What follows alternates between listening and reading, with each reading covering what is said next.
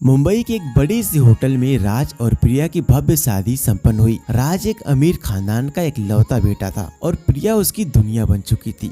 शादी की हर रस्म के बाद राज के माता पिता बहुत खुश थे, लेकिन जैसे ही शादी की रात खत्म हुई, अगले ही दिन हनीमून का प्लान भी तैयार था। बेटा, प्रिया से कुछ रस्में करवानी है, फिर तुम दोनों हनीमून के लिए निकल जाओ। राज की मम्मी ने कहा, मम्मी अगर आप कहें तो हम कुछ दिन बाद ही चले जाएंगे। पापा जी की भी तबीयत ठीक नहीं है। तुम दोनों अपने घूमने का प्लान मत बदलो, बस घुटनों में थोड़ी तकलीफ है, उम्र बढ़ने के साथ होता ही रहता है। राज के पिता ने मुस्कुराते हुए कहा। प्रिया ने राज का हाथ पकड़ते हुए कहा, प्लीज मम्मी, हमें आपकी ज्यादा फिक्र है।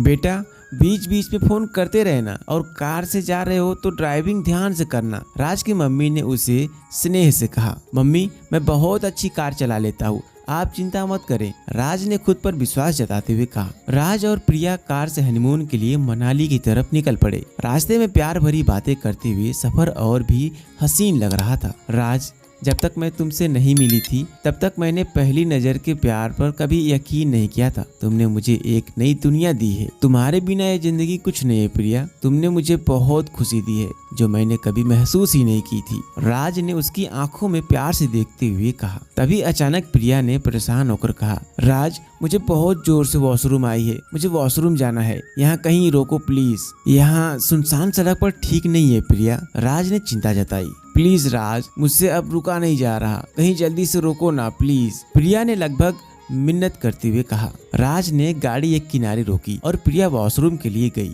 राज वहीं खड़ा होकर इंतजार कर रहा था। कुछ देर बाद सफर फिर शुरू हुआ, लेकिन तभी अचानक कुछ अजीब हुआ। यह क्या हो रहा है? गाड़ी के ब्रेक फेल हो गए हैं।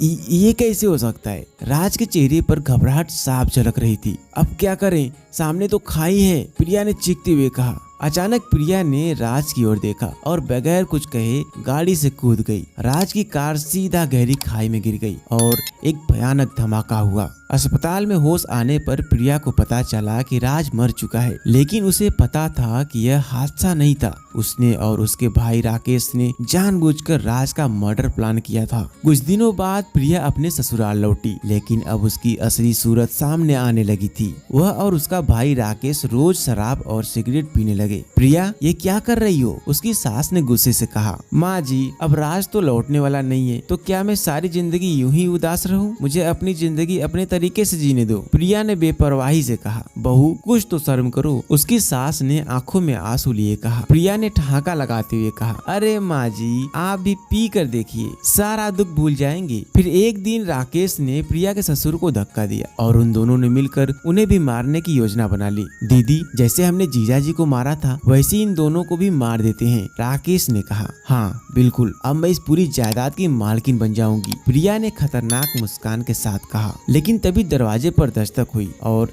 जब राकेश ने दरवाजा खोला तो सामने पुलिस के साथ खड़ा था राज। प्रिया और राकेश सख्ती में आ गए। तुम जिंदा हो? प्रिया ने घबराते हुए पूछा। हाँ, भगवान ने मुझे बचा लिया और मैंने पुलिस को सब कुछ बता दिया है, राज ने सख्ती से कहा। प्रिया और राकेश को गिरफ्तार कर लिया गया। अदालत में प्रिया की काली करतूतें सामने आ गई। उसने पहले भी कई लोगों को फंसाकर मार दिया था। आखिरकार दोनों को उम्र कैद की सजा मिली। राज के माता पिता भगवान का शुक्र अदा कर रहे थे कि उनका बेटा सही सलामत उनके पास लौट आया था और प्रिया को उसके किए की सजा मिल गई थी। दोस्तों, ऐसे विश्वासघाती के साथ क्या करना चाहिए कमेंट बॉक्स में जरूर बताएं, और कहानी पसंद आई हो तो इस वीडियो को लाइक करके चैनल को सब्सक्राइब जरूर कर लेना और बेल आइकन का बटन जरूर दबा लेना, जिससे कि मेरी आने वाली कोई भी कहानी सबसे पहले आपको मिले। धन्यवाद।